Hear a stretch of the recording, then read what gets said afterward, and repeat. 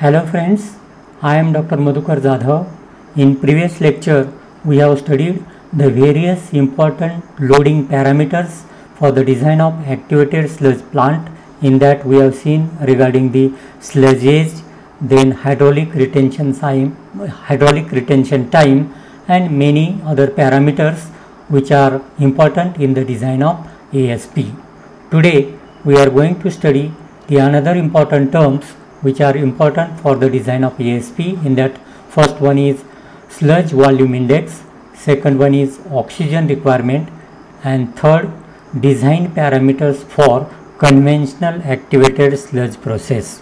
So starting with sludge volume index.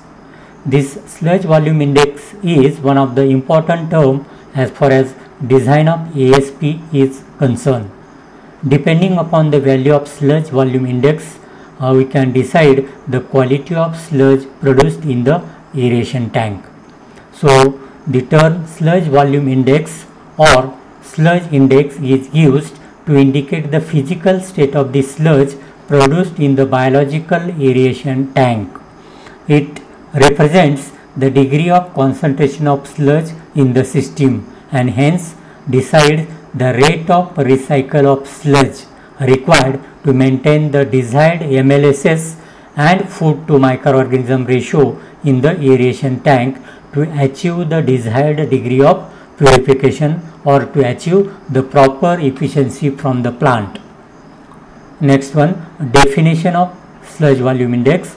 SVI is defined as the volume occupied in ml by 1 gram of solids in the mixed liquor after settling for 30 minutes and is determined experimentally in lab. The usual adopted range of sludge volume index is between 50 to 150 ml per gram and such value indicates good settling characteristics of the sludge. Next one, sludge recycle and rate of return sludge. The mixed liquor suspended solids concentration in aeration tank is controlled by sludge recirculation rate and sludge settleability and thickening in the secondary tank. The relation between sludge recirculation ratio QR upon Q with XT, that is MLSS in the tank, and XR, that is MLSS in the returned sludge or wasted sludge, is given by the following equation, that is QR upon Q is equal to XT divided by XR minus XT, where QR is the sludge return rate cubic meter per day, XT is the MLSS in aeration tank in milligrams per liter, XR is equal to MLSS in returned sludge in milligrams per liter.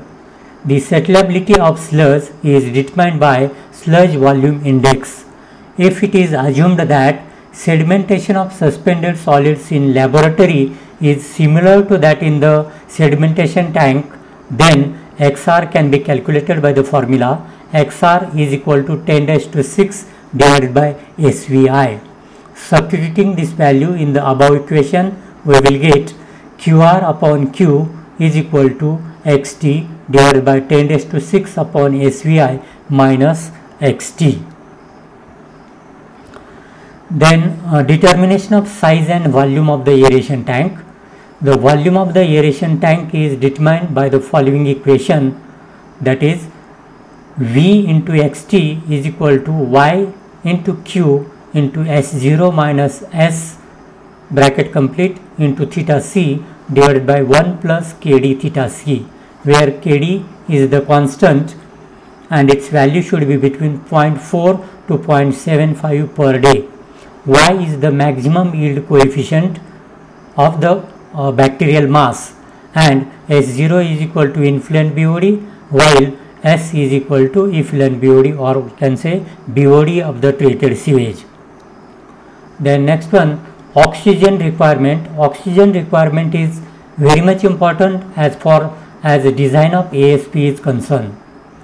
The BOD removal in the biological reactor is accomplished not entirely by oxidation. Part of BOD is removed from the system without being oxidized in the form of wastage of excess sludge from the system. The rate of oxygen usage is equal to rate of BOD removal minus F, that is rate of excess sludge wasted, where F is the function that denotes the amount of oxygen saved per unit weight of sludge removed from the system and its constant value of 1.42 kg of oxygen per kg of cells or microorganism produced. Oxygen requirement per day is equal to ultimate BOD removed per day minus 1.42 into excess sludge wasted per day.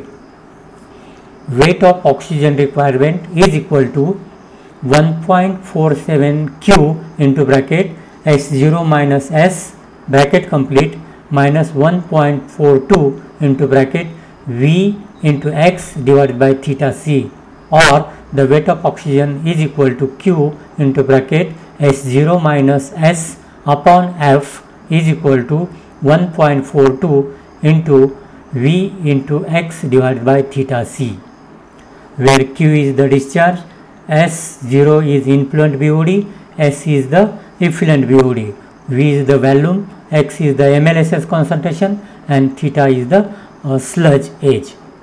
Then next one, design parameters for conventional activated sludge process. First one is the organic loading rate. For conventional ASP, organic loading rate should be 0.3 to 0.7, while for completely mixed process it should be between 0.8 to 2. Then MLSS concentration for conventional ASP should be 1500 to 3000 milligrams per liter, while for completely mixed it should be 3000 to 4000.